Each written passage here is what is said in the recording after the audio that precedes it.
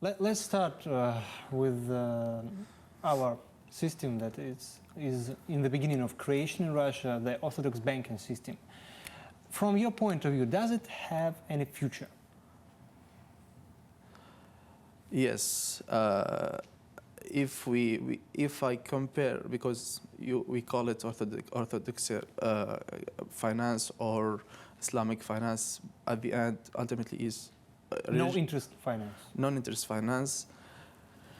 And if we see what happened to Islamic finance by the 2008 with the crisis, we see that that showed that it is one of the most stable and most reliable finance alternatives to the conventional banking, and even it's the progress and the growth of the assets is steady, with two numbers around more than 10% annually. So obviously we can say that the system in Russia will have the same pace in progress in the future as well. What's the secret of such stability? Yes, actually, if we go back to the essence of Islamic banking, for example, the Islamic banking have the most important principles. The first one is no interest, as you perfectly mentioned. The second one, no gambling or no speculation. The third one, that rather than what happened before the crisis, the risk shifting, the Islamic finance encourage people to risk sharing rather than risk shifting. Fourth, the Islamic banking and finance, we have that such. We encourage people to have tangible assets, and that was one of the reasons of the financial crisis, because there is a huge difference between the financial assets, the financial world, and the real economy world, because there is no link between the economy and the finance. I see. And so the Islamic assets are tangible and linked to the real world. And the fifth principle of Islamic banking are linked to ethical, and one of this is the common word among all religions and not all humanity. So it's linked to ethical assets. No pornography, no tobacco, no harmful things to humanity. As far as I understand, it's a total alternative to conventional banking system. And well, I know how this banking system works. They're trying to sink any competitor.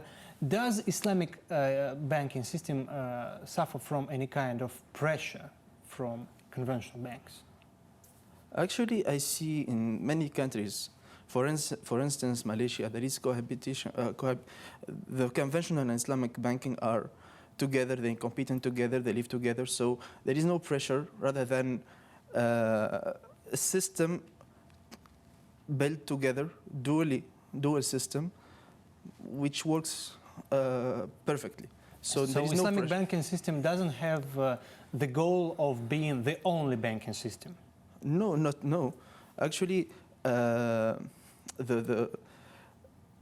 Islamic banking is not, the target of Islamic banking is not to have the only, but its target is more to help humans for more financial inclusions, to more endorsing and having more ethical values while investing, while doing financement.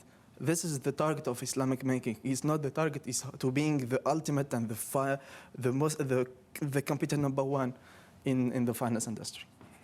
So it's a totally different scheme of interests and scheme of advantages and disadvantages in this banking system. Yes, actually, one of the targets of Islamic banking, obviously, to be financially sustainable is to make profits. This is obvious, but as conventional are doing, so for sure there is competition between both to make more profit. But if we see the difference between the two goals and two objectives of the two to finance, there is a bigger difference. Now, for example, in conventional finance, we are talking about social responsible.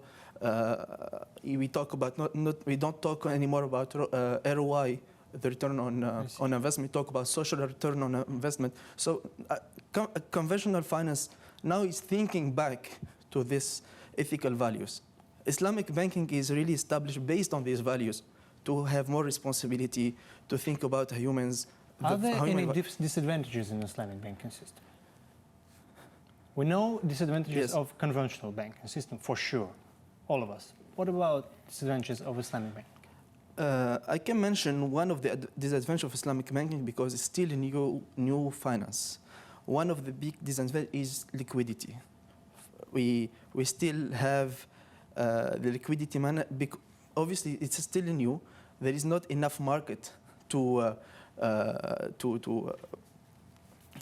find such solution. Now there is an institution established in Malaysia, in Kuala Lumpur, called IILM, International Islamic Liquidity Management Corporation, which target is to have solution to provide a solution for such issue.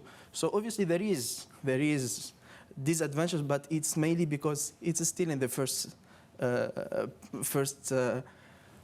years and the first still not a really established system, financial system. Let's hope it will develop soon. Sure. Thank you so much. Thank you very much.